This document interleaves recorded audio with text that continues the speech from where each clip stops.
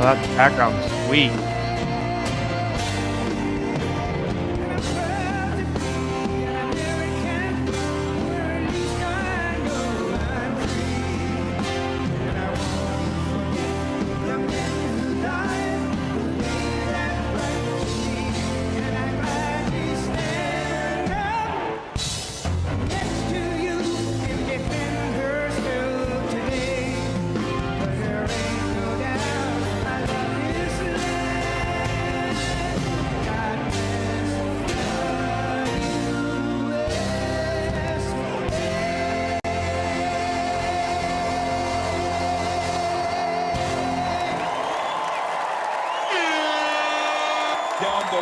Let's go, baby.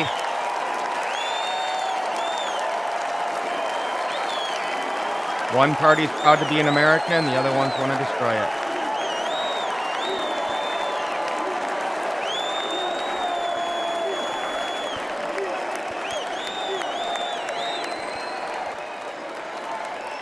I'll be back.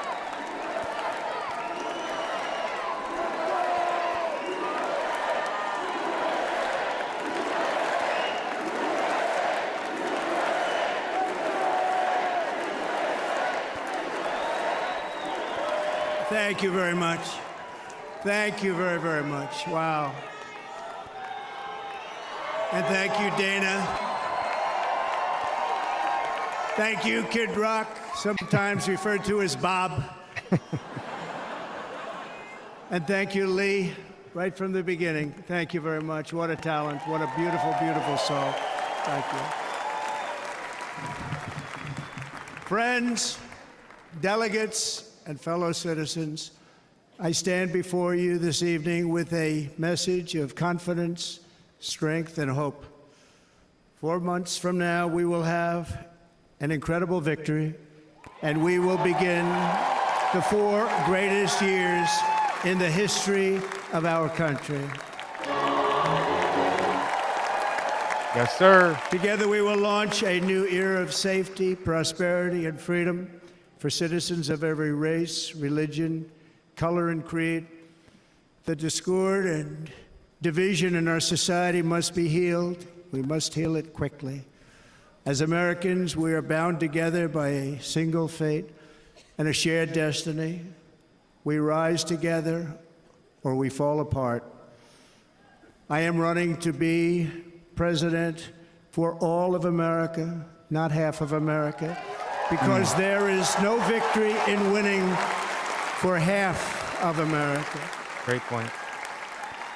So tonight, with faith and devotion, I proudly accept your nomination for President of the United States. Thank you.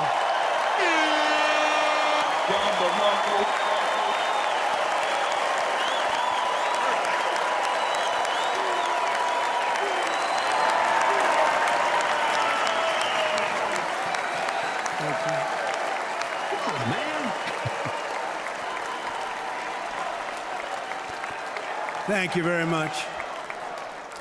Good message at the unity to start. I like that.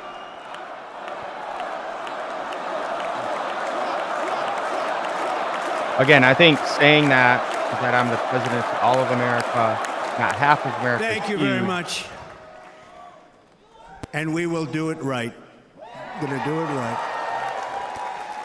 Let me begin this evening by expressing my gratitude to the American people for your outpouring of love and support following the assassination attempt at my rally on Saturday.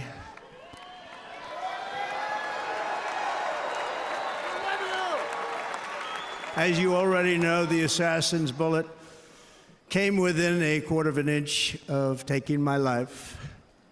So many people have asked me, what happened? Tell us what happened, please.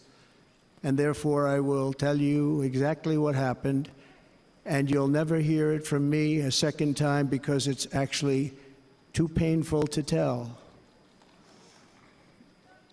It was a warm, beautiful day in the early evening in Butler Township in the great Commonwealth of Pennsylvania. Music was loudly playing. and the campaign was doing really well. I went to the stage, and the crowd was cheering wildly. Everybody was happy. I began speaking very strongly, powerfully, and happily because I was discussing the great job my administration did on immigration at the southern border. We were very proud of it.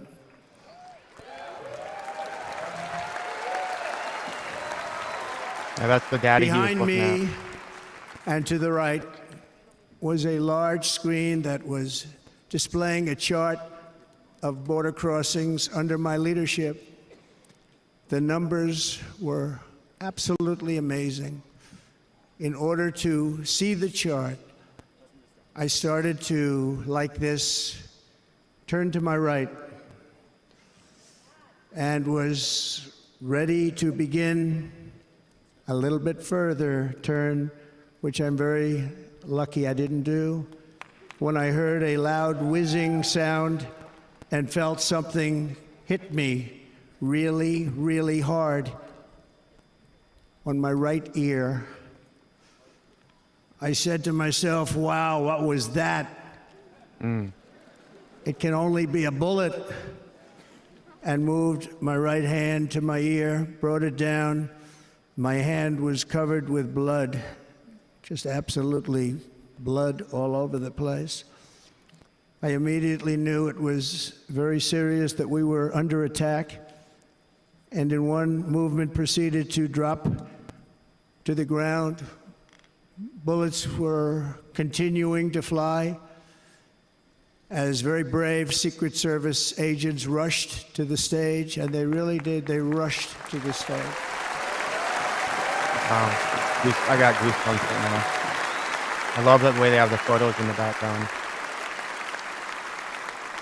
These are great people at great risk, I will tell you, and pounced on top of me so that I would be protected. There was blood pouring everywhere, and yet, in a certain way, I felt very safe because I had God on my side. I felt that.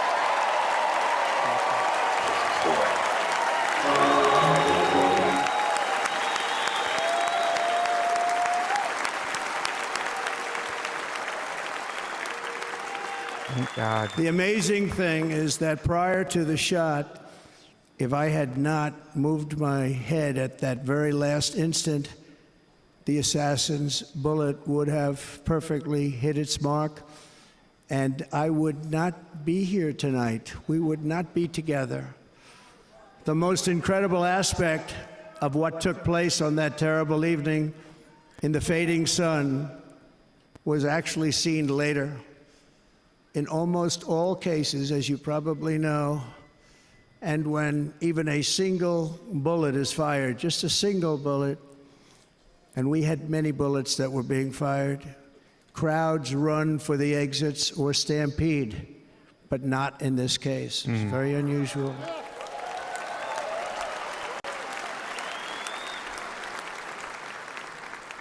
This massive crowd of tens of thousands of people stood by and didn't move an inch. In fact, many of them bravely, but automatically stood up looking for where the sniper would be. They knew immediately it was a sniper, and then began pointing at him. You can see that if you look at the group behind me. That was just a small group compared to what was in front. Nobody ran, and by not stampeding, many lives were saved. But that isn't the reason that they didn't move. The reason is that they knew I was in very serious trouble. They saw it. They saw me go down. They saw the blood and thought, actually most did, that I was dead. They knew it was a shot to the head. They saw the blood. And there's an interesting statistic. The ears are the bloodiest part. If something happens with the ears, they bleed more than any other part of the body. For whatever reason, the doctors told me that. I said, why is there so much blood? He said, it's the ears. They bleed more.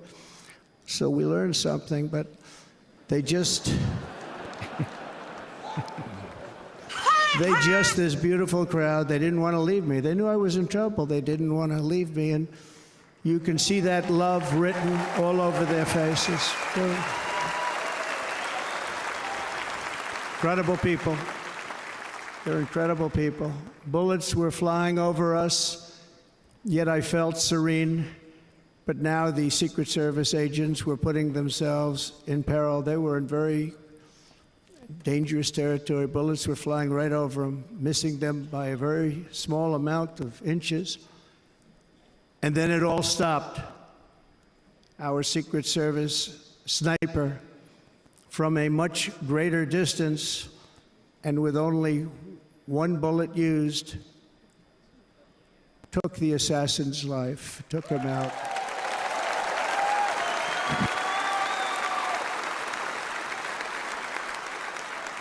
I'm not supposed to be here tonight. Not supposed to be here. Yeah.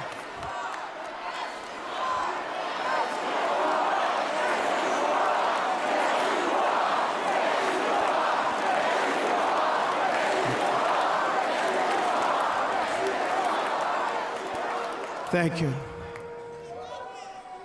But I'm not.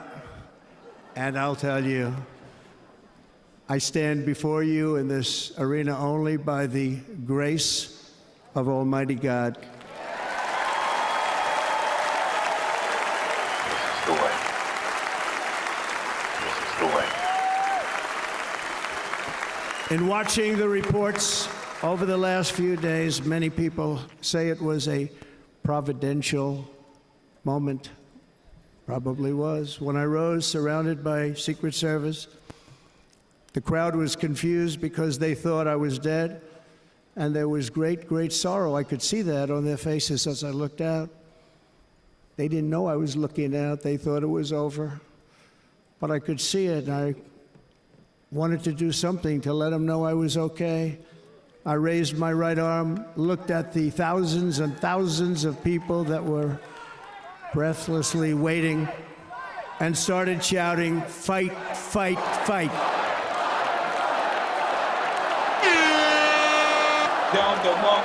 Now that is iconic. Thank you. To have the presence in that moment. Once my clenched fist went up, and it was high into the air. You've all seen that. The crowd realized I was okay and roared with pride for our country like no crowd I have ever heard before. Never heard anything like it. For the rest of my life, I will be grateful for the love shown by that giant audience of patriots that stood bravely on that fateful evening in Pennsylvania. Tragically, the shooter claimed the life of one of our fellow Americans, Corey Comparator. Unbelievable person, everybody tells me. Unbelievable. And seriously wounded, two other great warriors. Spoke to them today. David Dutch and James Copenhaver. Two great people. I also spoke to all three families of these tremendous people. Our love and prayers are with them, and always will be. We're never going to forget them. They came for a great rally. They were serious Trumpsters, I want to tell you. They were serious Trumpsters, and still are. But Corey, unfortunately, we have to use the past tense. He was incredible. He was a highly respected former fire chief, respected by everybody. Was accompanied by his wife, Helen, incredible woman. I spoke to her today, devastated, and two precious daughters. He lost his life selflessly acting as a human shield to protect them from flying bullets. He went right over the top of them and was hit. What a fine man he was.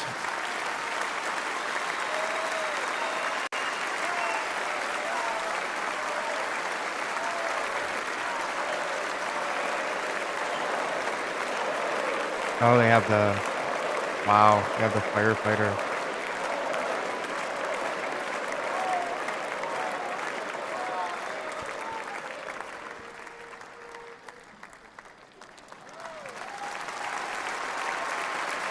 I got goosebumps right now. Tearing up a little bit, to be honest with you.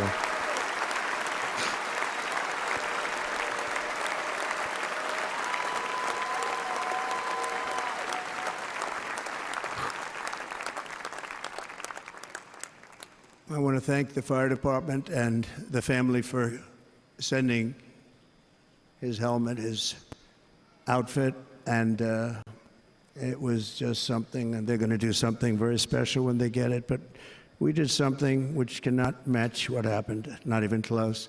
But I am very proud to say that over the past few days, we've raised $6.3 million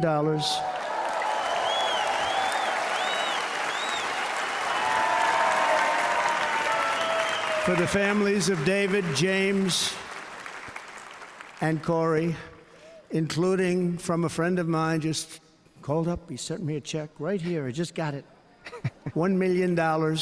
Woo!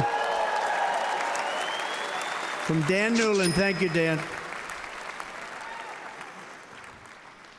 And again, when speaking to the family, I told them, I said, well, I'm going to be sending you a lot of money, but it can't compensate. They all said the same thing. You're right, sir. We appreciate so much what you're doing, but nothing can take the place in the case of Corey and the other two. By the way, they were very, very seriously injured, but now they're doing very well. They're going to be okay. They're going to be doing very well.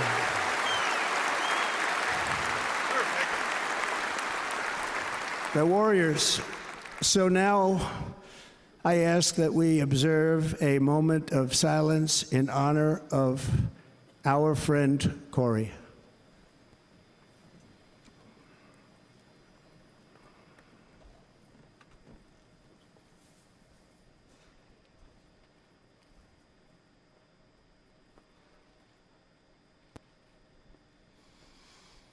There is no greater love than to lay down one's life for others. This is the spirit that forged America in her darkest hours, and this is the love that will lead America back to the summit of human achievement and greatness. This is what we need. Despite such a heinous attack, we unite this evening more determined than ever. I am more determined than ever, and so are you. So is everybody in this room.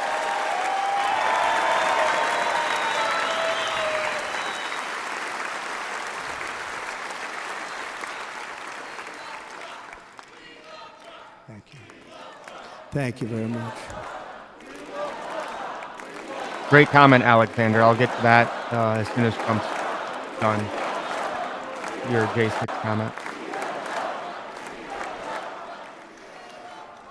Our resolve is unbroken and our purpose is unchanged to deliver a government that serves the American people better than ever before. Nothing will stop me in this mission because our vision is righteous and our cause is pure. No matter what obstacle comes our way, we will not break, we will not bend, we will not back down, and I will never stop fighting for you, your family, and our magnificent country. Never. Nailed it.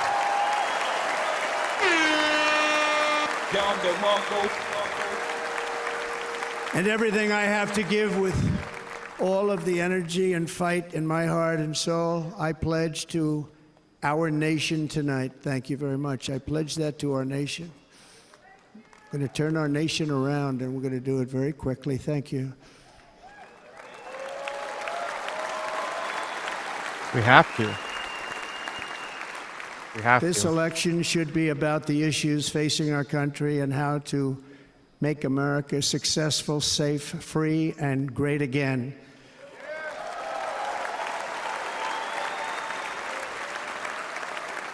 In an age when our politics too often divide us, now is the time to remember that we are all fellow citizens. We are one nation under God, indivisible, with liberty and justice for all.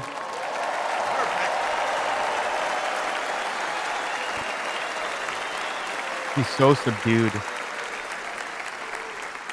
And we must not criminalize dissent or demonize political disagreement, which is what's been happening in our country lately at a level that nobody has ever seen before. Yep, 100%. In that spirit, the Democrat Party should immediately stop weaponizing the justice system and labeling their political opponent as an enemy of democracy. Especially since that is not true. In fact, I am the one saving democracy for the people of our country. 100%. The Democrats are the one destroying democracy. They always use projection. Whatever they do, they say And very Trump's big doing. news, as you probably just read. On Monday, a major ruling was handed down from a highly respected federal judge in Florida, Eileen Cannon, finding that the prosecutor and the fake documents case against me were totally unconstitutional, and the entire case was thrown out of court. With all of that publicity, thrown out of court. If Democrats want to unify our country, they should drop these partisan witch hunts, which I have been going through for approximately 8 years. And they should do that without delay and allow an election to proceed that is worthy of our people. We're going to win it anyway, but worthy of our people. On this journey, I am deeply honored to be joined by my amazing wife, Melania.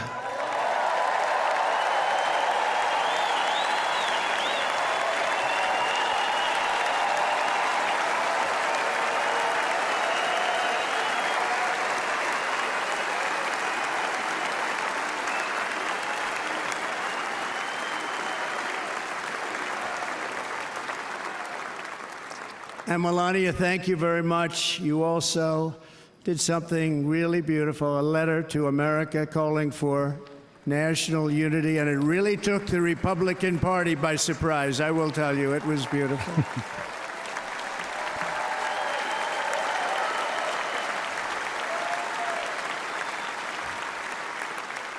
fact, some very serious people said that we should take that letter and put it as part of the Republican platform. That would be an honor, wouldn't it? Right, Mr. Congressman? But it captivated so many, so I also want to thank my entire family for being here. Don, Kimberly, Ivanka and Jared, Eric and Lara, Tiffany and Michael, Barron. We love our Barron.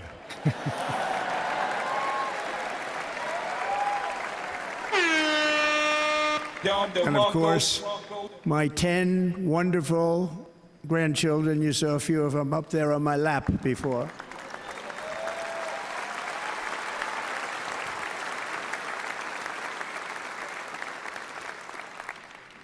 And how good was Dana? Was Dana good? I mean, you know, was he good?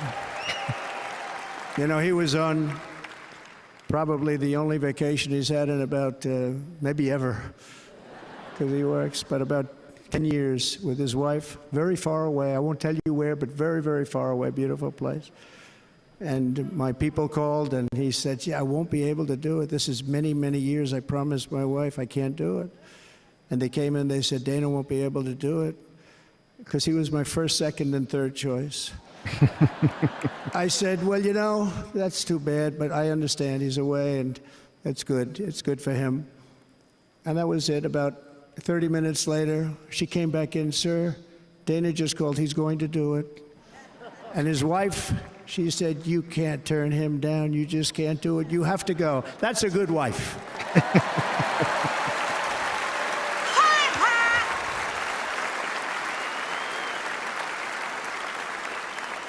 So he got on a plane. He got here a little while ago. Now he's going to get on the plane in a little while, and he's going to go back home to his wife. But they're great, and I just want to thank her and him and their whole family, because that's not easy. And Kid Rock, same thing. Called, he said, I want to be a part of it. I want to be a part, because, you know, Kid does his great song, Big, Big Monster song. I had no idea. You know, he became a friend of mine over the last 10 years. And he's amazing. Everyone loves him. I didn't even know how big he was. You know, he has rallies 40,000 people he gets every time he goes out. I think he's making so much money he doesn't know what the hell to do with it. You want to know? And then we have my other friend, and I've known him so long, and we took that song, and it was a big success, but we made that. I saw a chart of great songs to America. That was #1 on the chart recently, #1. So that's Lee Greenwood, a very special, beautiful person. He's a beautiful man. But they all wanted to be here. They called, and how about the Hulkster? How good was he? Is he Where is he? Boy, oh boy.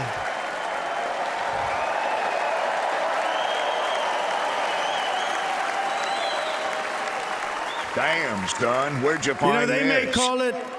They may call that entertainment. I know about entertainment, but when he used to lift a 350-pound man over his shoulders and then bench press him 2 rows into the audience, I say maybe entertainment, but he is one strong son of a gun. I will tell you, I watched it many times. There aren't a lot of entertainers that can do that, right? You were fantastic. Thank you very much. Followed by Eric. What was that all about? Boy, that was good. I didn't want to really come up here. But he was so great, and he's such a good young man. He went through a lot of trouble, and Don last night was incredible. They went through so much trouble. They got subpoenaed more than any people probably in the history of the United States. Every week they get another subpoena from the Democrats, crazy Nancy Pelosi, the whole thing, just boom, boom, boom. They've got to stop that because they're destroying our country. We have to work on making America great again, not on beating people.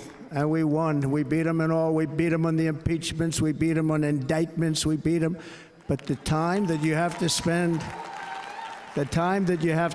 if they would devote that genius to helping our country, we'd have a much stronger and better country. No, great point. Yeah.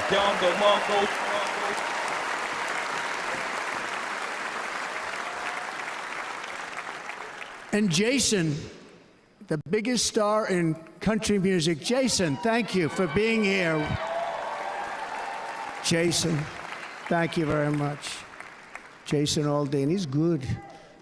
I like his wife even better, by the way. She's here. Thank you, Jason. But I'm thrilled to have a new friend and partner fighting by my side. The next Vice President of the United States, the current Senator from Ohio, J.D. Vance, and his incredible wife, Usha.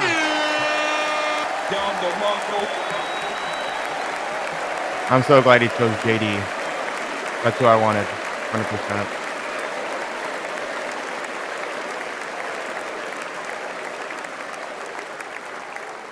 He's going to be a great Vice President. He's going to be great. He'll be with this country and with this movement, greatest movement in the history of our country, Make America Great Again. When they criticize it, they say, we're going to try and stop MAGA. I said, MAGA is Make America Great Again. What are you going to stop? There's nothing to stop. Then they say, oh, that's right. It's very tough to fight it. And all of the people that did try and fight it have failed.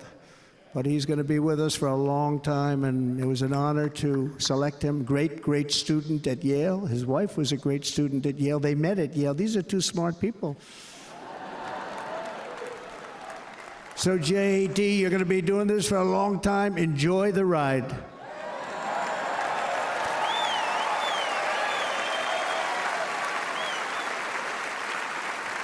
And a very special thank you to the extraordinary people of Milwaukee and the great state of Milwaukee.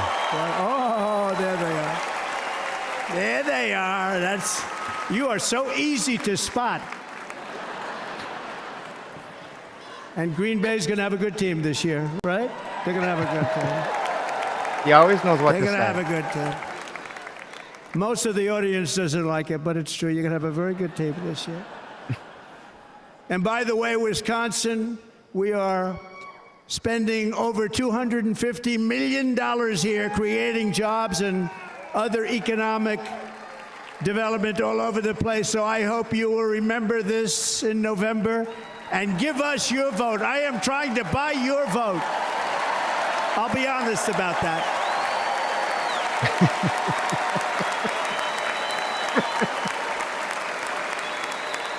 The news will cover that. CNN. Great again. We're gonna. Thank you, Mr. Governor. Thank you very much. Thank you. I'm here tonight to lay out a vision for the whole nation. To every citizen, whether you're a young or old man or woman, Democrat, Republican, or independent, black or white, Asian or Hispanic, I extend to you a hand of loyalty and of friendship. Together we will lead America to new heights of greatness like the world has never seen before. We were right there in the first term. We got hit with COVID. We did a great job. Nobody knew what it was, but nobody's ever seen an economy pre-COVID. And then we handed over a stock market that was substantially higher than just prior to COVID. Coming in, did a great job. Never got credit for that. We got credit for the war and defeating ISIS and so many things. The great economy, the biggest tax cuts ever, the biggest regulation cuts ever. The creation of Space Force, the rebuilding of our military. We did so much. We did so much. Right to try. Yep. Right to Boom. try is a big deal. We got right to try. They were trying to get that for 52 years. Yep. That's huge. Somebody is terminally ill, and hopefully there's nobody in this audience, but it does happen a lot. They're terminally ill and they can't use our new space age drugs and other things that we are way ahead. We have the greatest doctors in the world, the greatest laboratories in the world, and you can't do it. They've been trying to get that approved for 52 years. Wasn't that easy? The insurance companies didn't want to do it. They didn't want the risk. The labs didn't want to do it because if it didn't work, people are pretty far down the line toward death. They didn't want to do it.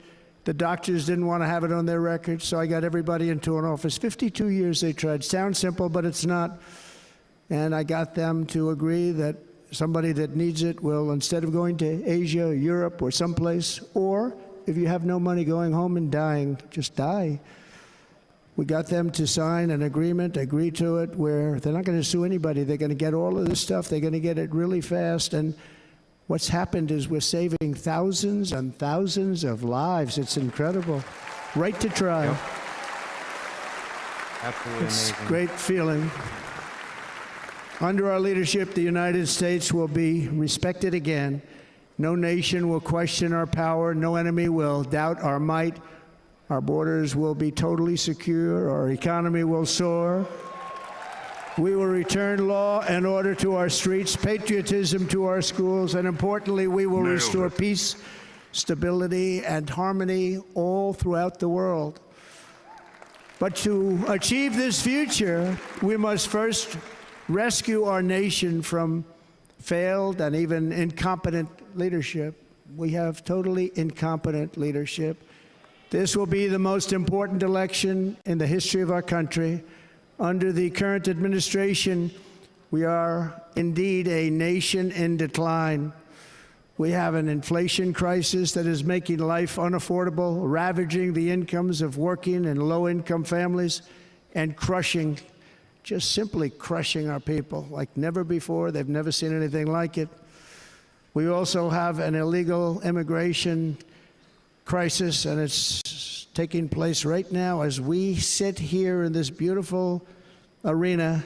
It's a massive invasion at our southern border that has spread misery, crime, poverty, disease, and destruction to communities all across our land. Nobody's ever seen anything like it. Then there's an international crisis, the likes of which the world has seldom been part of. Nobody can believe what's happening. War is now raging in Europe and the Middle East.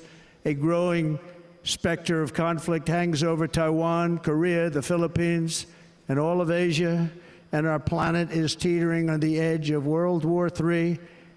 And this will be a war like no other war because of weaponry. The weapons are no longer army tanks going back and forth shooting at each other. These weapons are obliteration.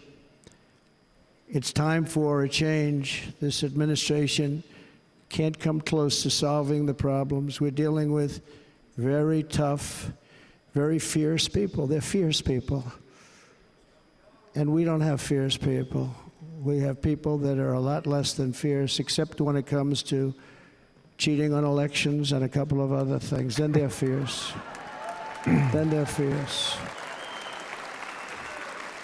So tonight, I make this pledge to the great people of America. I will end the devastating inflation crisis immediately, bring down interest rates, and lower the cost of energy. We will drill, baby, drill. Nailed it.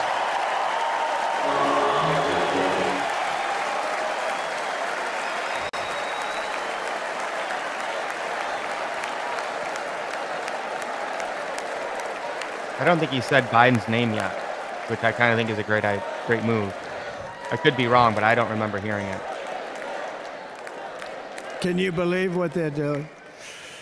Yeah. But by doing that, we will lead a large-scale decline in prices. Prices will start to come down. Energy raised it. They took our energy policies and destroyed them. Then they immediately went back to them, but by that time, so much was lost. But we will do it at levels that nobody's ever seen before, and we'll end lots of different things. We'll start paying off debt and start lowering taxes even further. We gave you the largest tax cut. We'll do it more. You know, people don't realize I brought taxes way down, way down, and yet we took in more revenues the following year than we did when the tax rate was much higher. Most people said, how did you do that? Because it was incentive. Everybody was coming to the country. They were bringing back billions and billions of dollars into our country. The companies made it impossible to bring it back. The tax rate was too high, and the legal complications were far too great. I changed both of them, and hundreds of billions of dollars by Apple and so many other companies were brought back into our nation, and we had an economy the likes of which no nation had ever seen. China, we were beating them at levels that were incredible. And they know it. They know it. We'll do it again, but we'll do it even better. I will end the illegal immigration crisis by closing our border and finishing the wall, most of which I've already built.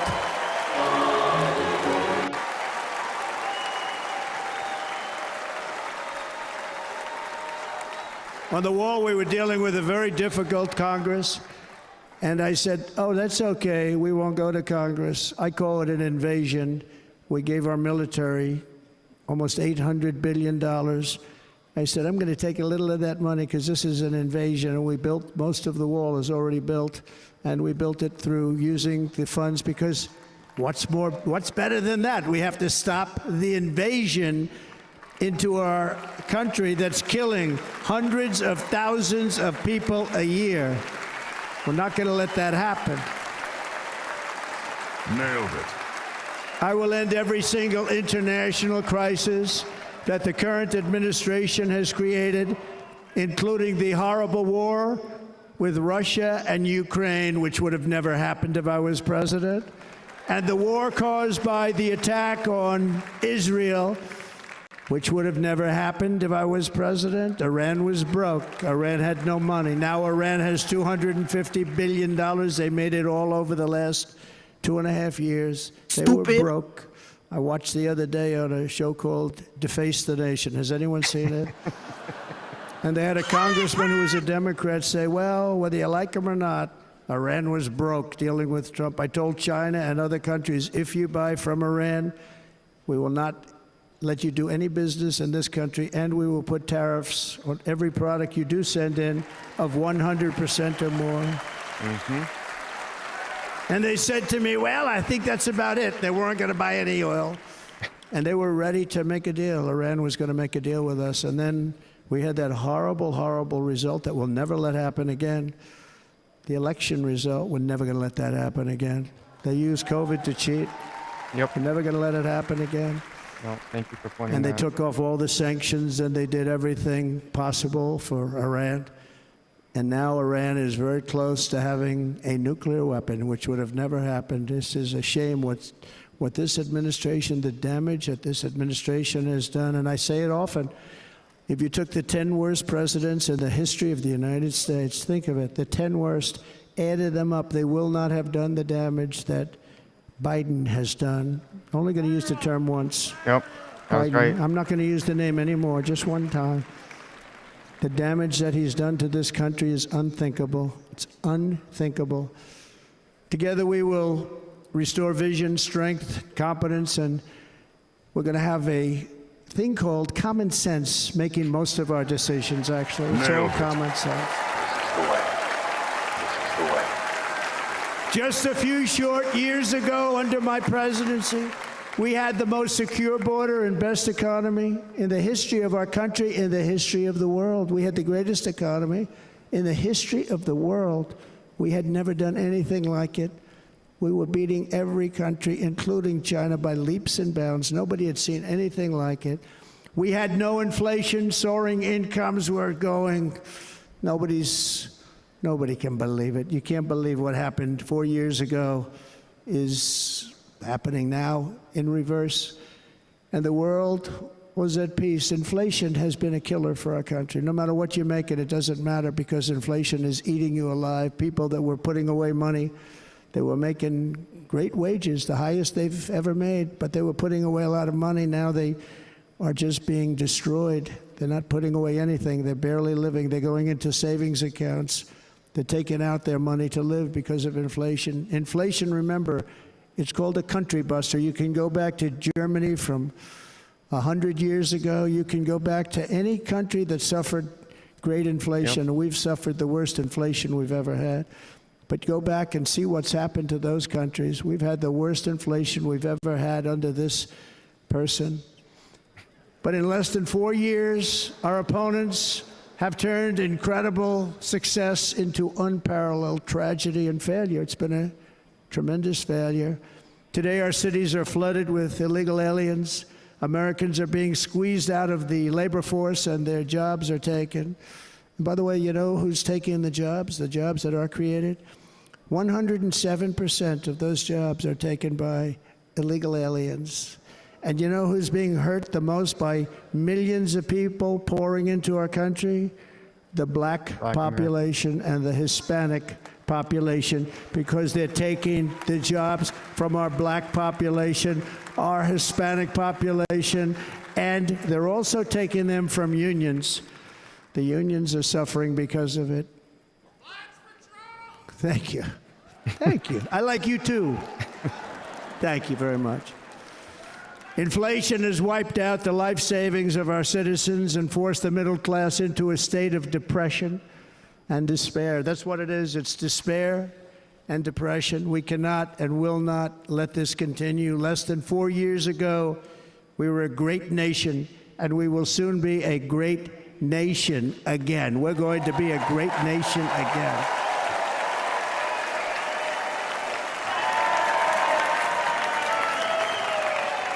He's on fire! With proper leadership, every disaster we are now enduring will be fixed, and it will be fixed very, very quickly.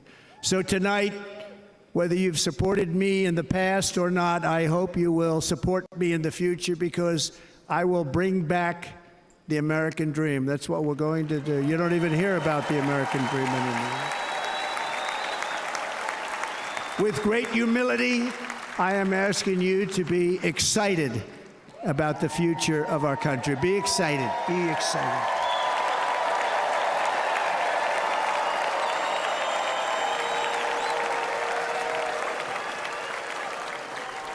And by the way, the news reports, look at all of those big networks. Look at them. They're all here. But every one of them has said this could be the most organized, best run, and most enthusiastic convention of either party that they've ever seen. Every single one.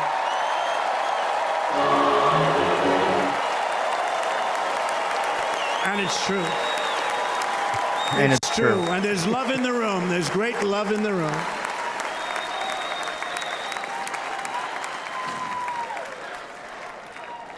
So I better finish strong. Otherwise, we'll blow it. And we can't let that happen. Now, this was great. All of the great people that spoke, and everybody hit a home run. I mean, there's not one that I can think of where I said, oh, gee, that wasn't great. Every single person. I refuse to be the only one. Don't do that to me. They're already getting ready. See, I gave them an idea. Now, this was a great convention. This was, I think we're actually going to go home and miss it. You know, usually with a first of all, look at these crowds. You'd never have this at a convention. Look at these crowds.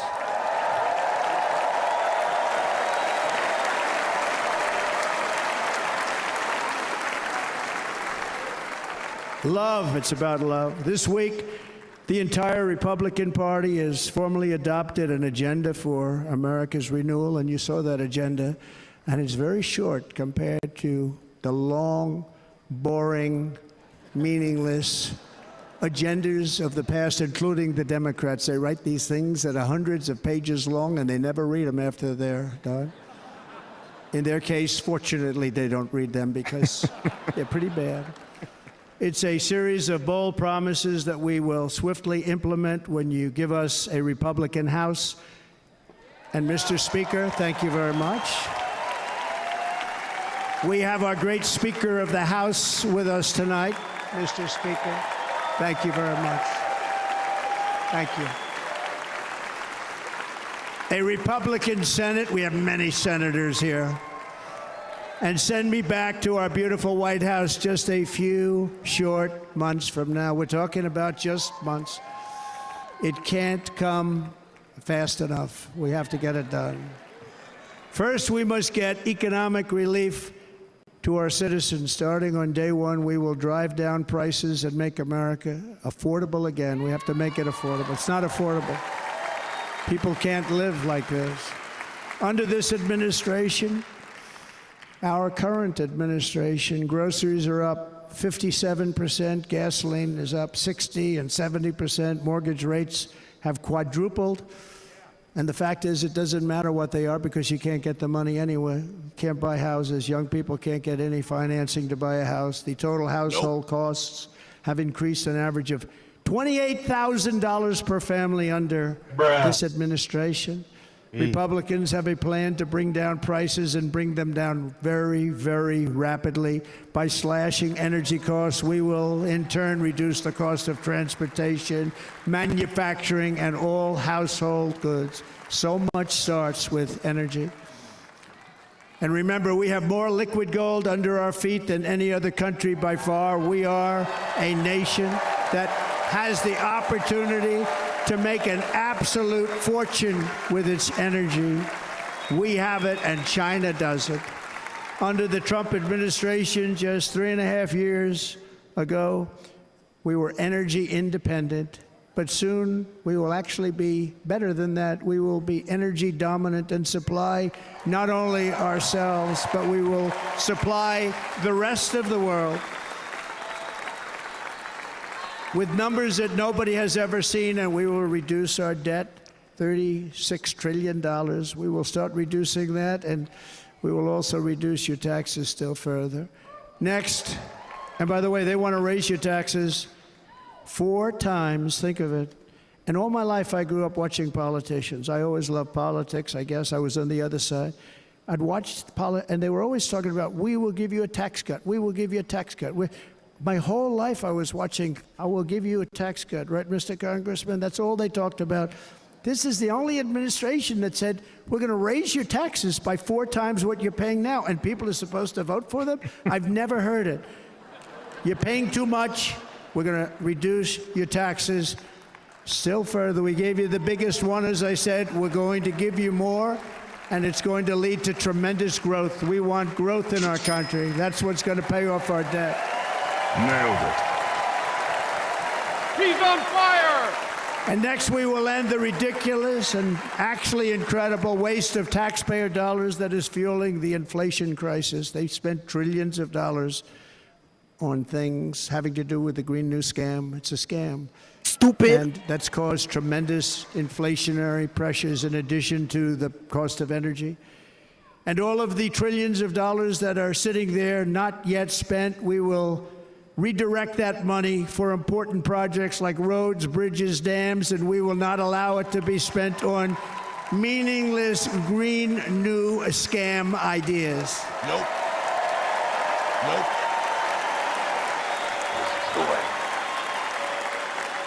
And I Nailed will it. end the electric vehicle mandate on day one.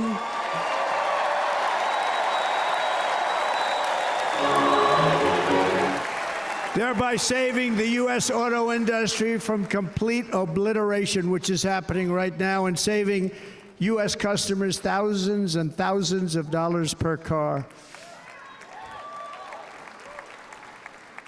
And right now, as we speak, large factories just started are being built across the border in Mexico. So with all the other things happening on our border, and they're being built by China to make cars and to sell them into our country. No tax, no anything.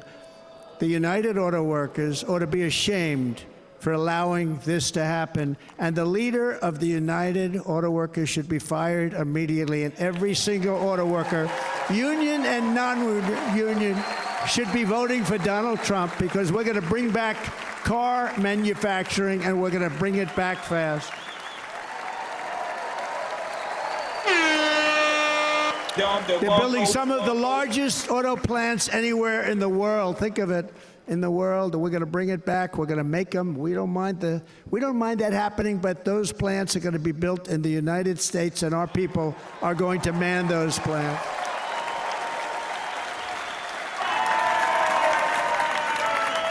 And if they don't agree with us, we'll put a tariff of approximately 100 to 200% on each car, and they will be unsellable in the United States. Damn, son, where'd you find this? We have long been taken advantage of by other countries. And think of it, oftentimes these other countries are considered so-called allies. They've taken advantage of us for years. We lose jobs, we lose revenue, and they gain everything and wipe out our businesses, wipe out our people. I stopped it for 4 years. I stopped it, and we're really ready to make changes like nobody had seen before. And remember, USMCA, I got rid of NAFTA, the worst trade deal ever made, and replaced it with USMCA, which is, they say, the best trade deal ever made. Actually, probably the best trade deal was the deal I made with China, where they buy $50 billion worth of our product. They were buying nothing. They buy $50 billion worth. They had to. But I don't even talk about it because of COVID. I don't even mention it, frankly, because of what happened with the China virus.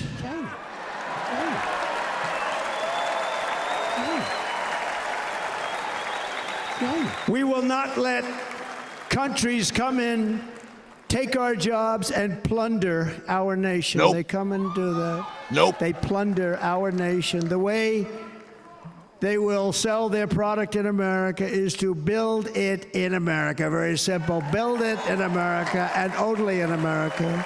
Perfect. Nailed it.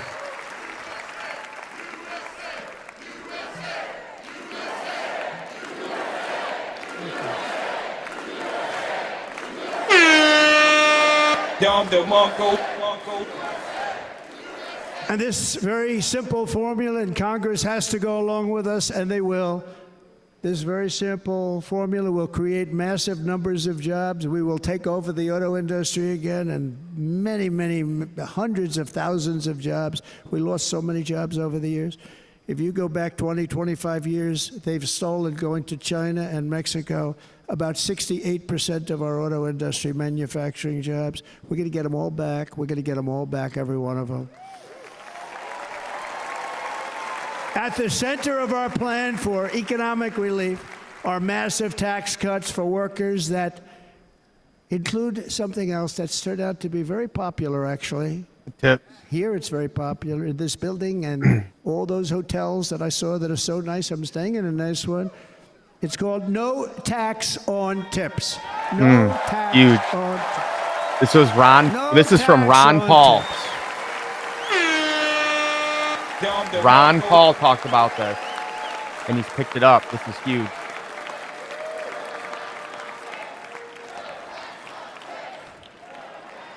I got that by having dinner recently in Nevada, where we're leading by about 14 points.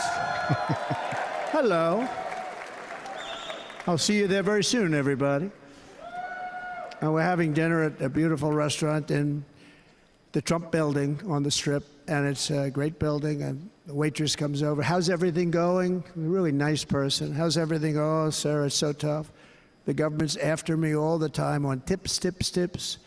I said, well, they give you cash. Would they be able to find him? She said, actually, and I didn't know this, she said, very little cash is given. It's all put right on the check. And they come in and they take so much of our money, it's just ridiculous, and they don't believe anything we say. And they've just hired, as you know, 88,000 agents to go after him even more.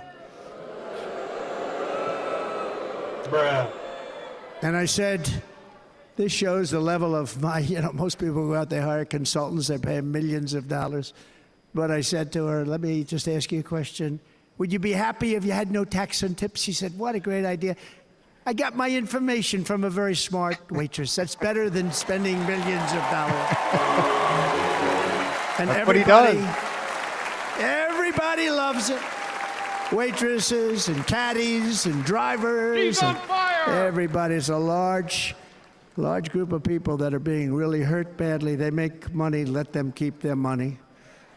I'm going to protect Social Security and Medicare. Democrats are going to destroy Social Security and Medicare because all of these people, by the millions they're coming in, they're going to be on Social Security and Medicare and other things, and you're not able to afford it. They are destroying your Social Security and your Medicare. Under my plan, incomes will skyrocket, inflation will vanish completely, jobs will come roaring back, and the middle class will prosper like never, ever before, and we're going to do it very rapidly.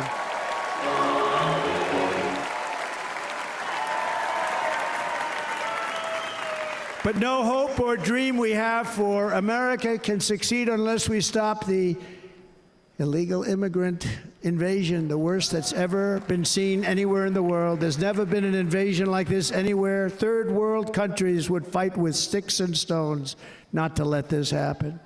The invasion at our southern border, we will stop it, and we will stop it quickly. You heard Tom Homan yesterday. Tom Homan, put him in charge and just sit back and watch.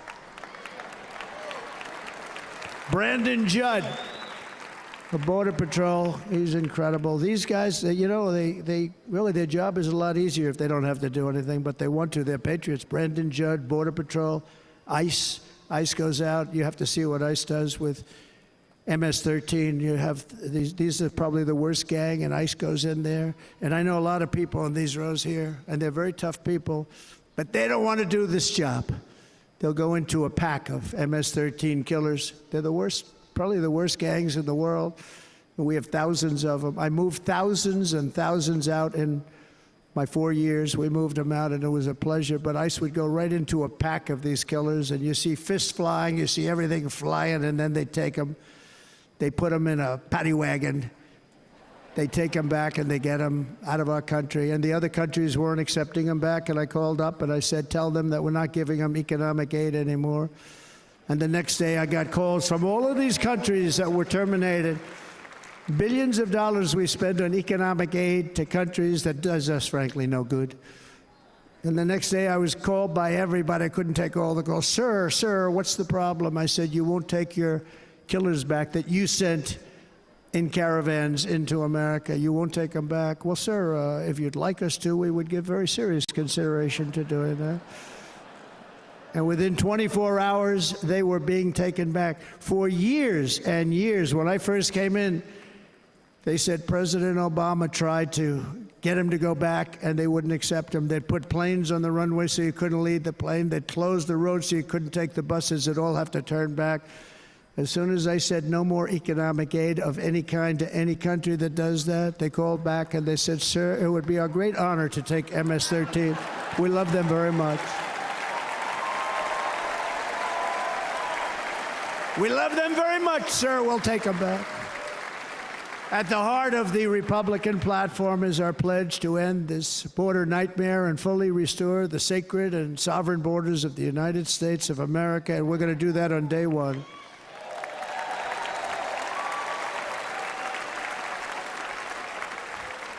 That means two things on day one, right? Drill, baby, drill, and close our borders.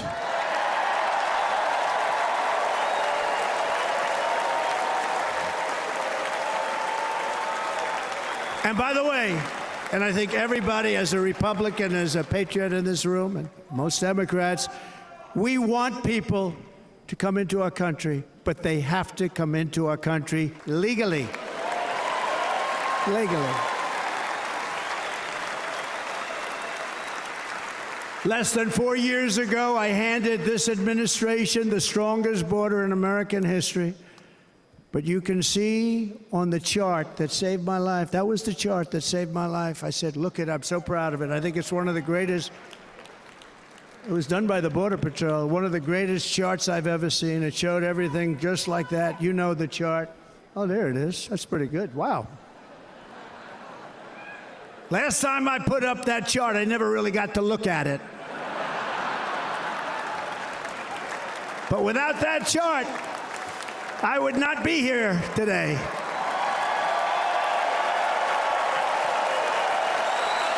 Never got to look at it.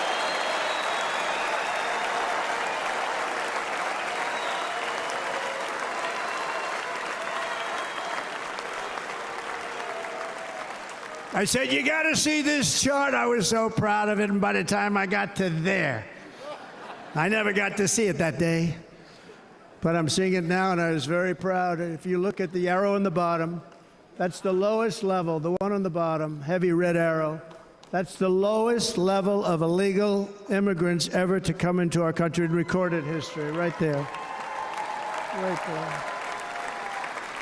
And that was my last week in office. And then you see what happened after I left. Look at the rest. And if you go Crazy. out a little bit further, it's getting to be a little bit old, but I love it anyway, right? But you can go much higher with those numbers. Look what happened right after that. The invasion began. We had the opposite. We stopped the invasion. But the invasion that we stopped was peanuts by comparison to what happened after I left. Look at what happened after I left. They took over our country. We ended all catch and release. We shut down asylum fraud. We stopped human trafficking and forged historic agreements to keep illegal aliens on foreign soil. We want them to stay on their soil. Under the Trump administration, if you came in illegally, you were apprehended immediately and you were deported. You went right back. Nailed The current administration terminated every single one of those great Trump policies that I put in place to seal the border. I wanted a sealed border. Again, come in, but come in legally. You know how unfair it is? So many people, hundreds of thousands of people, have been working for years to come into our country. And now they see these people pour into our country at levels that are unprecedented. It's so unfair. And we're not going to do it. We're not going to stand for it. They suspended wall construction, ended remain in Mexico. We had a policy, remain in Mexico. You think that was easy to get from the Mexican government? But I said, you must give it to us. If you don't give it to us, there will be repercussions, and they gave it to us. But not easy. Canceled our Safe Third agreements, demolished Title 42, implemented nationwide catch and release. That's catch and release, where we catch them and release them into our country. We catch them and release them into Mexico. There's a slight difference. And took 93, this is the previous administration, 93 executive actions to throw open our border to the world. The entire world is pouring into our country because of this very foolish administration. The greatest invasion in history is taking place right here in our country.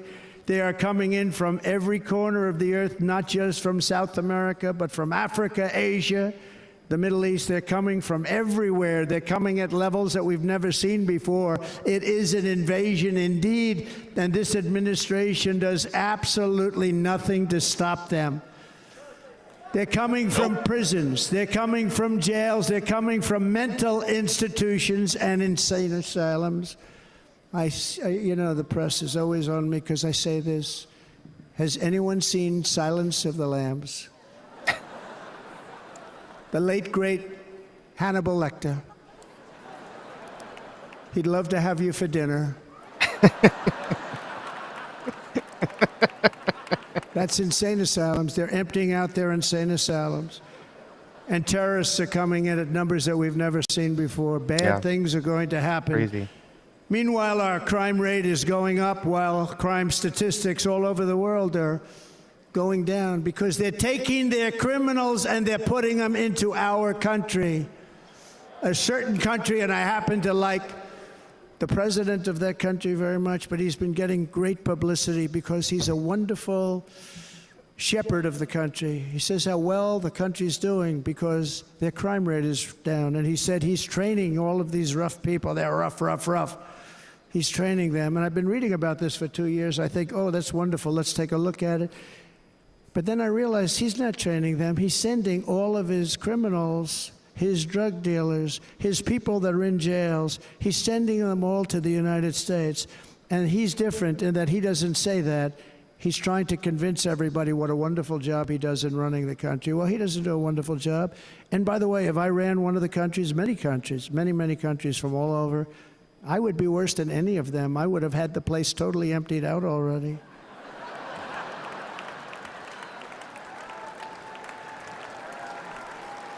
But we become a dumping ground for the rest of the world, which is laughing at us. They think we're stupid. And they can't believe that they're getting away with what they're getting away with, but they're not going to be getting away with it for long. That's what I can tell you. Certainly hope so. In Venezuela, Caracas, high crime. Caracas, Venezuela. Really a dangerous place, but not anymore. Because in Venezuela, crime is down 72%. In fact, if they would ever win this election, I hate to even say that, we will have our next Republican convention in Venezuela because it will be safe. Our cities will be so unsafe, we will not be able to have it there. In El Salvador, murders are down by 70%. Why are they down? Now, he would have you convinced that because he's trained murderers to be wonderful people. No. They're down because they're sending their murderers to the United States of America. This is going to be very bad.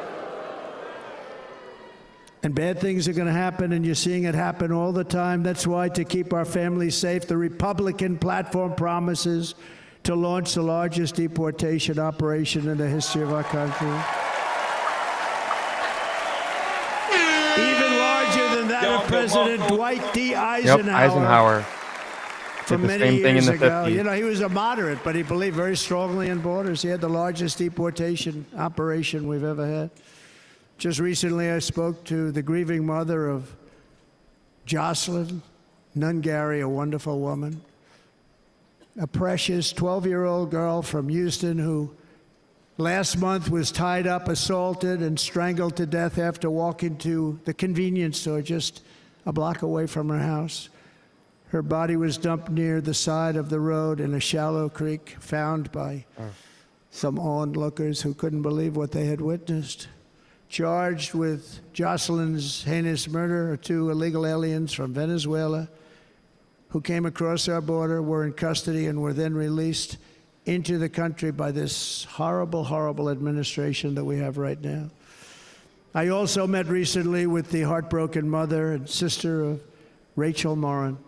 Rachel was a 37-year-old mom of 5 beautiful children who was brutally raped and murdered while out on a run. She wanted to keep herself in good shape. It was very important to her. She was murdered. The monster responsible first killed another woman in El Salvador before he was led into America by the White House. This White House let them in. He then attacked a 9-year-old girl and her mother in a home invasion in Los Angeles before murdering Rachel in Maryland. Traveled all throughout the country, doing tremendous damage. Rachel's mother will never be the same. I spent time with her. She will never be the same. I've also met with the wonderful family of Laken Riley, the brilliant 22-year-old nursing student. She was so proud of being first in her class, who was out for a jog on the campus of the University of Georgia when she was assaulted, beaten, and horrifically killed. Yet another American life was stolen by a criminal alien set free by this administration. And these were incredible people we're talking about. These were incredible people who died. Tonight, America, this is my vow. I will not let these killers and criminals into our country. what we need. If we don't stop that, nothing else matters. Period. I will keep our sons and daughters safe. As we bring security to our streets, we will help bring stability to the world. I was the first president in modern times to start no new wars. You know, we were the toughest, we were the most respected. And you saw this. Hungry, strong country, run by very powerful, tough leaders. Tough guy. Press doesn't like him because he's tough. And he came out recently. They were asking him at an interview, the whole world is exploding. What's happening? What's going on? Viktor Orban, Prime Minister of Hungary, very tough man. Love him. He said, I don't want people coming into my country and blowing up our shopping centers and killing people. But they said to him, tell us what's going wrong, what's happening, what is it? He said, there's only one way you're going to solve it. You got to bring President Trump back to the United States because he kept everybody at bay. True. Nailed it. He used a word I wouldn't use because I can't use that word. Because you'd say it was braggadocious. The press would say he was a braggart. I'm not a braggart. But Viktor Orban said it. He said Russia was afraid of him. China was afraid of him. Everybody was afraid of him. Nothing was going to happen. The whole world was at peace. And now the world is blowing up around us. All of these things that you read about were not going to happen. Under President Bush, Russia invaded Georgia. Under President Obama, Russia took Crimea. Under the current administration, Russia is after all of Ukraine. Under President Trump, Russia took nothing. Still not saying Biden's name. He did only say it one time. I think I like that. Smart move. Because you know that's all the Democrats are going to say is Trump, Trump, Trump, Trump, Trump. We defeated 100% of ISIS in Syria and Iraq. Yep. Something that was said to take 5 years, sir. It'll take 5 they didn't believe years, him. sir. They're like, no way can Trump do that. In a matter that. of a Did it in couple like of a year. months. We have a great military. Our military is not woke. It's just some of the fools on top that are woke.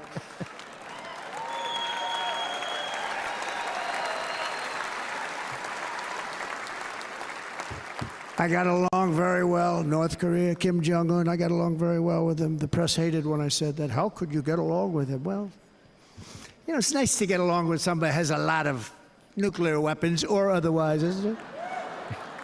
See, in the old days, they'd say, that's a wonderful thing. Now they say, how could you possibly do that? But no, I got along with him, and we stopped the missile launches from North Korea. Now North Korea's acting up again, but when we get back, I get along with him. He'd like to see me back, too. I think he misses me, if you want to know the truth. Our opponents inherited a world at peace and turned it into a planet of war. We're in a planet of war. Look at that attack on Israel. Look at what's happening with Ukraine. The cities are just bombed out. How can people live like that where buildings, massive buildings, are falling to the ground? It began to unravel with the disastrous withdrawal from Afghanistan, the worst humiliation in the history of our country. Horrible. We have never had a humiliation like that. 13 heroic U.S. service members were tragically and needlessly killed. 45 others were horrifically wounded. Nobody ever talks about them. No arms, no legs, face explosions, horrifically wounded. And by the way, we have a man in this room who's running for the U.S. Senate from a great state, Nevada, named Sam Brown, who paid the ultimate price. Thank you, Sam. Thank you, Sam.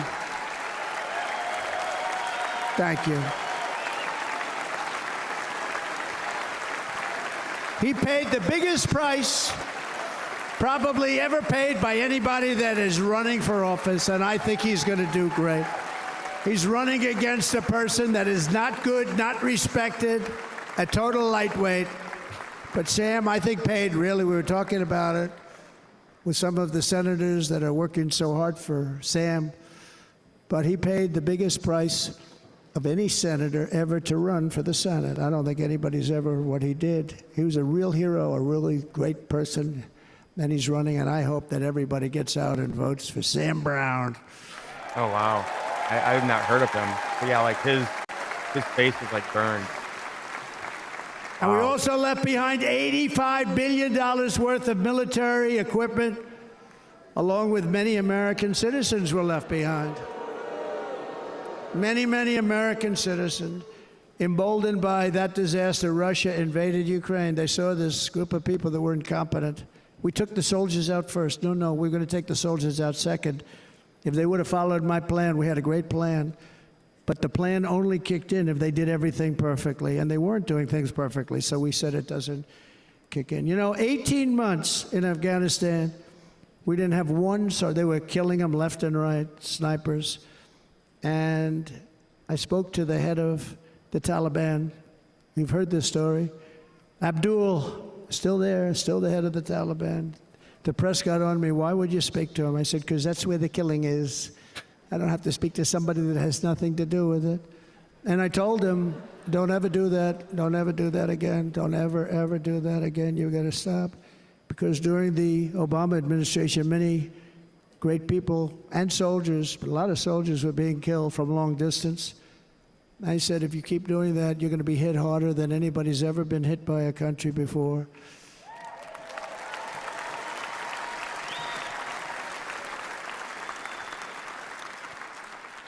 And he said, I understand, Your Excellency. He called me Your Excellency. I wonder if he calls the other guy Your Excellency. I doubt it. The other guy gave him everything. The press and MSM is going to give him crap on that.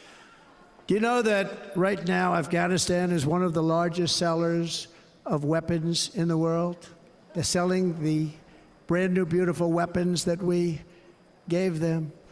But think of it, he actually said to me, but why do you show me a picture of my home? I said, you'll have to ask your people or one of your wives. But he could figure it out. And for 18 months, we had not one attack on an American soldier by the Taliban. Yeah. 18 months. I've heard this story before.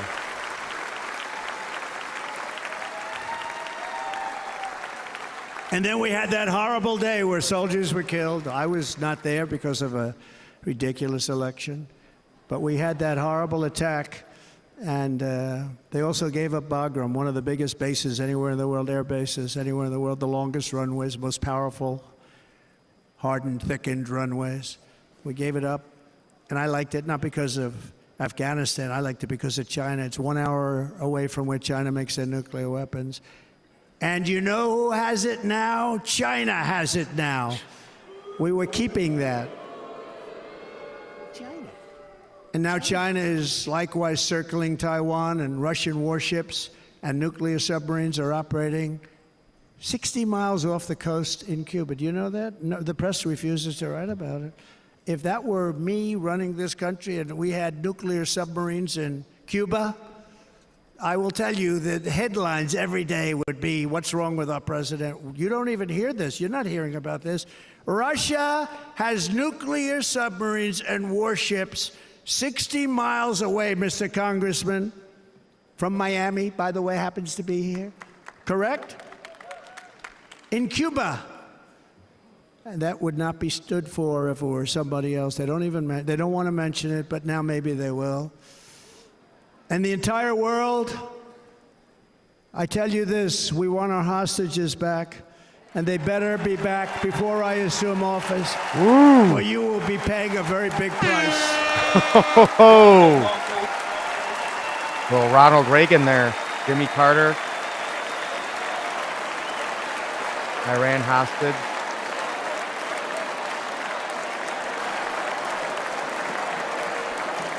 With our victory in November, the years of war, weakness, and chaos will be over. I don't have wars. I had no wars other than ISIS, which I defeated, but that was a war that was started. We had no wars. I could stop wars with a telephone call.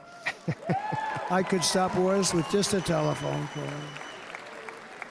If properly stated, it would never start. We will replenish our military and build an Iron Dome missile defense system to ensure that no enemy can strike our homeland.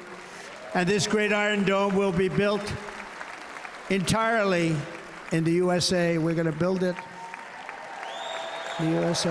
And Wisconsin,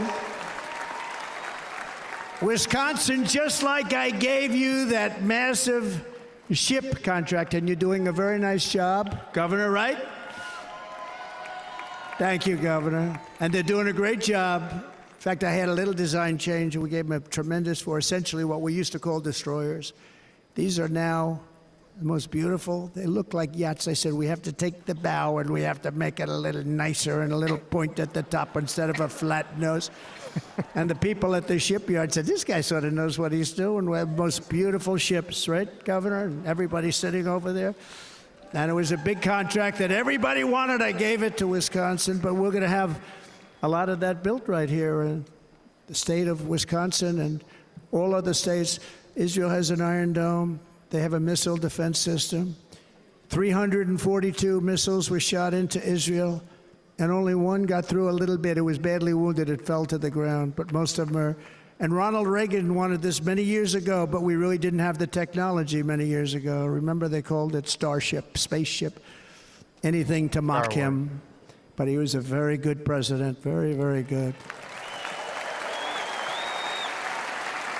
But now we have unbelievable technology. I bet he did that. And why should other countries have this and we don't? No, we're going to build an Iron Dome over our country, and we're going to be sure that nothing can come and harm our people. And again, from an economic development standpoint, we're going to make it all right here. No more sending it out to other countries in order to help.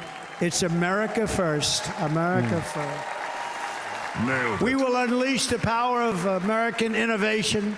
And as we do, we will soon be on the verge of finding the cures to cancer, Alzheimer's disease, and many other diseases. We're going to get to the bottom of it. You remember this gentleman that I don't want to mention other than one time I had to, because when you say you're the 10 worst, I had to do it. I didn't want anybody to be confused. But this man said, we're going to find the cure to cancer. Nothing happened. We're going to get to the cure for cancer and Alzheimer's and so many other things. We're so close to doing something great. But we need a leader that will let it be done. We will not have men playing in women's sports. That will end immediately. Thank God.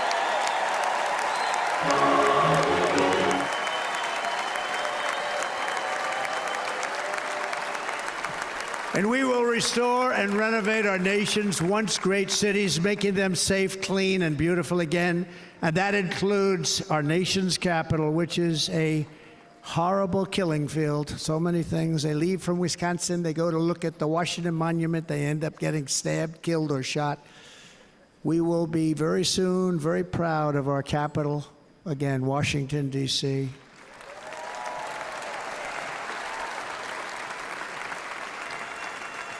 America is on the cusp of a new golden age, but we will have the courage to seize it. We're going to take it. We're going to make it a current. We're going to bring this into a golden age like never seen before. Remember this, China wants to do it, Japan wants to do it, all of these countries want to do it. We have to produce massive amounts of energy if we're going to produce the new. If you look at some of the things that have been done, and some of the things that we're going to do. But AI needs literally twice the electricity that's available now in our country. Can you imagine? But instead, we're spending places where they recharge electric cars. They built 8 chargers at a certain location toward the Midwest. 8 chargers for $9 billion. Think of them as a tank for filling up your gas.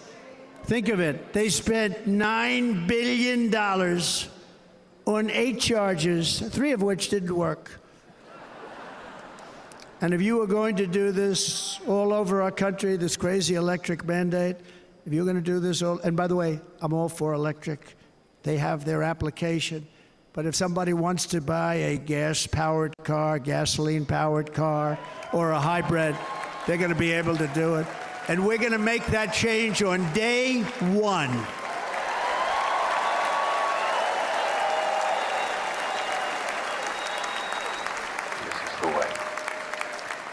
So to conclude, just a few short days ago, my journey with you nearly ended. We know that. And yet, here we are tonight, all gathered together, talking about the future, promise, and a total renewal of a thing we love very much. It's called America. We live in a world of miracles. None of us knows God's plan or where life's adventure will take us. I want to thank Franklin Graham for being here tonight. He's an outstanding man.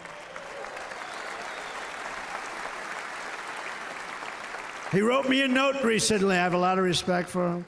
Sir, I love your storytelling. I think it's great in front of these big rallies. But sir, please do me one favor. It won't make any difference. Please don't use any foul language. I was a little embarrassed. I said, he said, it won't make any difference. Actually, it does. The story's not quite as good, but I've been very good. The story is not quite as good, to be honest. I've got to have a little talk with Franklin, but he was great. He's a great gentleman. His father was so incredible, Billy Graham. My father used to love taking me to see Billy Graham. My father would take me to see Billy Graham at Yankee Stadium. He had the biggest rallies you've ever seen. He was a good rally guy, too. But he'd get up, and he was a fantastic guy. My father loved Billy Graham. But I love Franklin Graham. I think Franklin's been fantastic, and I'm working so hard to adhere to his note to me. I'm working hard on it, Franklin. But if the events of last Saturday make anything clear, it is that every single moment we have on earth is a gift from God. Yep. We have to make the most of every day for the people and for the country that we love. The attacker in Pennsylvania wanted to stop our movement, but the truth is the movement has never been about me. It has always been about you. It's your movement. It's the biggest movement in the history of our country by far. Yep. Can't be stopped. It can't be stopped. Nailed It it. has always been about the hardworking, patriotic citizens of America. For too long, our nation has settled for too little. We settled for too little. Yeah, for real. We've given everything to other nations, to other people. You have been told to lower your expectations and to accept less for your families. I am here tonight with the opposite message. Your expectations are not big enough. Not big enough. Nailed it. It is time to start expecting and demanding the best leadership in the world, leadership that is bold, dynamic, relentless, and fearless. We can do that. We are Americans. Ambition is our heritage. Greatness is our birthright. But as long as our energies are spent fighting each other, our destiny will remain out of reach, and that's not acceptable. We must instead take that energy and use it to realize our country's true potential and write our own thrilling chapter of the American story. We can do it together. We will unite. We are going to come together, and success will bring us together.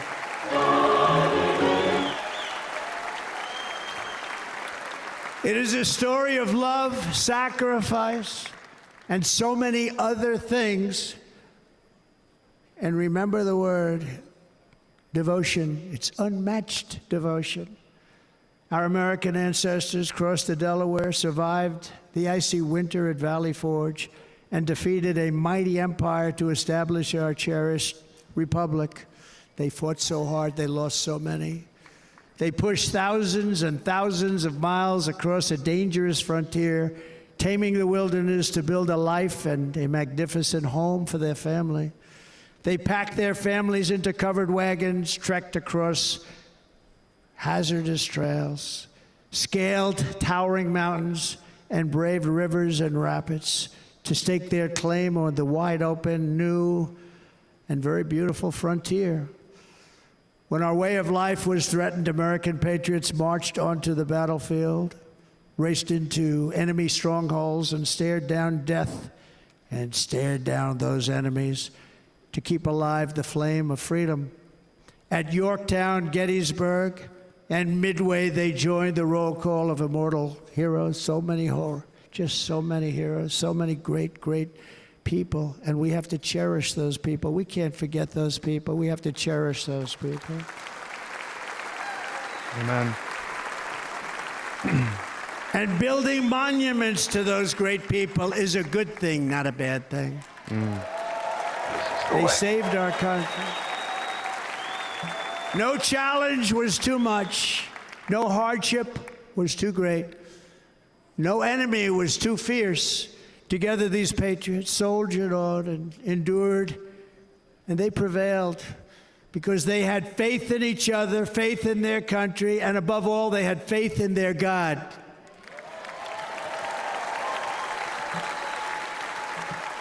Just like our ancestors, we must now come together, rise above past differences. Any disagreements have to be put aside and go forward, united as one people, one nation, pledging allegiance to one great, beautiful, I think it's so beautiful, American flag. Tonight I ask for your partnership, for your support, and I am humbly asking for your vote. I want your vote. It's going to make our country great again. Every day I will strive to honor the trust you have placed in me, and I will never, ever let you down. I promise that. I will never let you down. To all of the forgotten men and women who have been neglected, abandoned, and left behind, you will be forgotten no longer. We will press forward, and together we will win, win, win.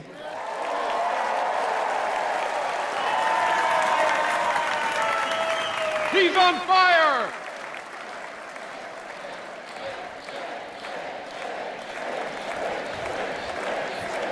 Win, win, win, win, win, win. Nothing will sway us, nothing will slow us, and no one will ever stop us. Great line. No matter what dangers come our way, no matter what obstacles lie in our path, we will keep striving toward our shared and glorious destiny, and we will not fail. We will not fail. Together, we will save this country, we will restore the republic, and we will usher in the rich and wonderful tomorrows that our people so truly deserve. America's future will be bigger, better, bolder, brighter, happier, stronger, freer, greater, and more united than ever before. I love that. That's the message right there. That's it.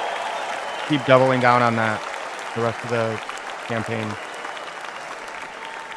And quite simply put, we will very quickly make America great again. Thank you very much. Thank you very much, Wisconsin. God bless you. God bless you, Wisconsin, and God bless the United States of America, our great country. Thank you very much, everybody. Thank you.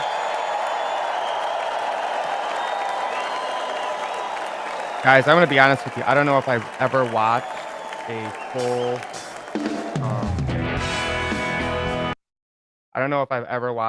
full convention speech, but that seemed long. I mean, I swear to God, that was like an hour and a half. Like an hour and a half speech. All right, so here's my hot take. Okay, obviously, this is a completely different Trump. Like, his demeanor, his voice has totally changed. I thought not saying Biden's name, but only one time was genius. Because what he did is, when the Democrats have their convention, that's all they're going to talk about. They have no solutions, nothing to do. They have no accomplishments to talk about. So the course is just Trump is evil, orange Hitler, yada, yada, yada. And then there's going to be a counter, I bet, of how many times they have said his name. So that was genius. It's almost like what Eminem did in 8 Mile, where, he kind of dissed himself, so then the other guy couldn't do it. Trump didn't really say his name but once, so now it's just going to look silly when Biden does it. But again, so obviously I want to hear details. And I thought he could have maybe laid out a little more of here's my agenda. But again, that doesn't resonate with normal people. But I think he was smart to keep hitting on illegal immigration. He hit on illegal immigration and inflation, which are the two biggest major issues for people, and war. So he stayed on point. He gave the media nothing. I mean, I'm sure they'll try to make up something, but he didn't give them really any talking points, no negative. I mean, he was basically listen, inflation, illegal immigration, and peace, no new wars. So, for normal people out there that don't know what's going on, I think they would listen to that and be like, okay, that's what I want to hear. That's what I care about. I did like how he brought up the no tax on tips. I think that's huge, because especially with people in their 20s and 30s, a lot more of them work in the gig economy and as servers. And again, I'm not going to go into this right now, but a lot of Donald Trump's policies come from Ron Paul. I know people might find that hard to believe, but they do. And Ron Paul was one of his major planks back in 2008 and 2012, was that there should be no tax on tips. Again, our goal is to move to no taxation, right? Taxation is theft. Obviously, we can't do that overnight, but to introduce that even into the minds of people of we should not be paying taxes on tips. Absolute genius. I like how he focused on the war and bringing peace. But again, I mean, I love the old Donald Trump. I liked it when he was more fiery, but again, I know that doesn't resonate with everyone. But, he was still entertaining, still kind of told funny stories, still got me to laugh, but definitely not the bombastic, rile everything up. That's not the, Trump that we saw tonight at all. So I'm curious to see, was this just for the RNC? Trump's going to be in Grand Rapids, my hometown, Saturday. My parents are going. So it'll be curious to see, is he completely changed now since the attempted assassination, or did he just tone it back for the RNC? Kid Rock's performance was awesome. To have him perform right before Trump came on, and then Dana White introducing him was awesome. Couple of comments here. Alexander, thanks for watching, brother. So Alexander says, what about the families of January 6th? Trump seemed to leave them behind, MIA, in jail without assistance. Well, he wasn't president then, man. I mean, he has spoke out dozens of times saying what has happened to the people in January 6th is abhorrent, should not happen again. But what do you want him to do? He's not the president. He has no power right now. All he can do is speak his opinion. There's another guy running the office. Not only can Trump not do anything, he's being sued, right? Look at all of his people they have put in jail. Steve Bannon is in jail now. Richard Stone is in jail now. I can't remember the other guy's name, but there's 2 or 3 other people close to Trump who they have put in jail. They try to put him in jail. So I don't think he has, left them at all. You had another good comment. Yeah, this, again, so here's my point. Here's my thing on JD Vance, right? Obviously, Mike Pence was a horrible decision, but Trump had to make it to have some stability and, satisfy the evangelical vote. So when I looked at what was available for Trump to pick for his VP, okay, and I know JD Vance was a never Trumper, which I think is good. And I think one of Trump's biggest mistakes he made in his first presidency was the people he brought into his cabinet. I mean, he let the snakes in. I think he was really that naive, and he was like, "Hey, I just need people who know what they're doing and they're on the right." He didn't realize he would be double crossed that much. If he hasn't learned that right now, it's on him.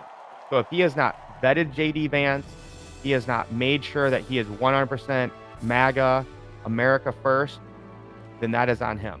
Because that was my whole point, is this is your legacy to carry on the MAGA movement, the America First movement. So Doug Bergma from North Dakota, he's too old. I think the dude's like 67. So after he serves 4 years as VP, then he's 71. I mean, he's already got like gray hair and glasses. So then he's, 75 and then almost 80. I don't trust Marco Rubio. I mean, cool dude, keep being the senator of Florida, but knowing from where he comes from and his beliefs, I would not trust him to carry on the MAGA movement. I like Vivek, but again, no real experience in politics. Can't have two guys, that are outside the system. After that, like, who are we gonna pick? Actually, Tim Scott, I wouldn't have minded. I just don't know if he has the cojones to be president, to really put forward that vision. And did I have that? Let me see if I have. Yeah, I think so. Here's what I would say, Alexander. Let me share this. This gave me some hope. Tucker Carlson reveals stunning insights on JD Vance. Every bad person I've ever met in a lifetime in Washington was aligned against JD Vance. Now that says something. For this reason, Tucker thinks people should be thrilled about his VP pick.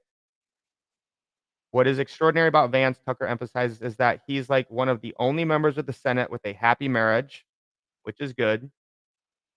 Carson also observed that the power-hungry elite despise Vance, not for personal reasons, but because they find him harder to manipulate and slightly less enthusiastic about killing people. So that's why why I think JD Vance was a great pick. Plus, he's young. He's only 39, and he has the Hillbilly Elegy book that he wrote and the movie. So he has a very compelling background. Doesn't come from a rich, place. Plus, he was a Marine. So I've heard all the Q stuff of is he a plant and all that. Obviously, we don't know, but I think given what is there, again, Midwest guy that can connect with the Rust Belt. So I think it was by far the best pick to carry on that legacy, and a guy who can actually is younger to get people excited. Like, I love Trump. Like, we got to get rid of these old people, man. Like, seriously, if you're over 65, I say we make that a rule, and I'd be down with it, right? If you're over 65, you can't run for president. Let's get if you're over 65, get out of the Senate, get out of the House. Let's make that a thing. Okay. I can get down with that no matter what time you're on. Yeah. All right. Well, all I know, guys, is that was a long, long, uh, long speech. I don't know if that's normal. One thing, just to keep you guys informed of what's going on. Let's see here. It's just crazy what's happening. I mean, guys, follow me on X. I just try to go through stuff and find like what is going on. FBI is now pressure washing the assassination crime scene. I don't know if that's normal. Is that what happens? This is absolutely amazing. I looked at it on the other screen. So this is like a um Take like a an look X-ray what happened. that shows like Trump's face with the bullets coming by. So you can see here there was Take a look what he turns his happened. head and it hits his ear. And then another one hits his ear, and then that one misses. Take a So, look I mean, think about that, what guys. He got hit in the ear happened. twice because he turned. And looking at that, Take a look what happened. the whole thing where it was talking about illegal immigration.